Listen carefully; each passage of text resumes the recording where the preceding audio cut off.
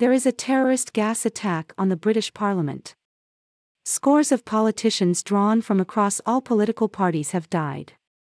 The survivors are in critical condition, and others may never recover enough to perform their duties again. However, the majority of members of the Slash and Byrne party conspicuously survived the attack. The few who died were written off as collateral damage to ward off any suspicions that S and B may be involved. Arthur Epistrone is under pressure from his boss and party leader, Michael Ventiquattro, to compromise other politicians into voting for amendments to the electronic voting, party funding, and political sponsorship bill in Parliament. Michael hates disappointments and would quickly deal with any failure.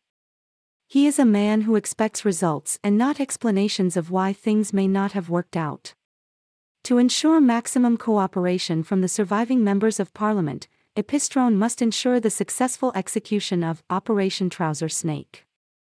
How exactly will the operation be carried out? Are there risks involved, and to what extent can Epistrone ensure all loopholes are sealed? The storyline is driven by suspense, which I truly appreciated. The story doesn't drag on or get boring, which is always a plus. The characters were well developed and interesting, making reading the book more enjoyable.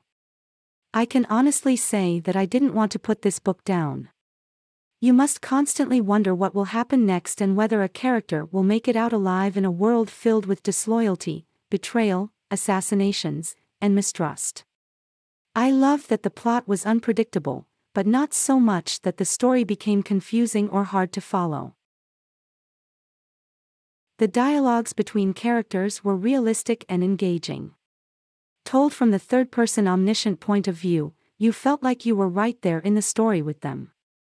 It was easy to picture what the characters looked like and how they were feeling. The author chose his words carefully, ensuring that everything was clear and understandable. What I liked most about this book was the inclusion of subtitles that foreground the subsequent events in the ensuing chapters.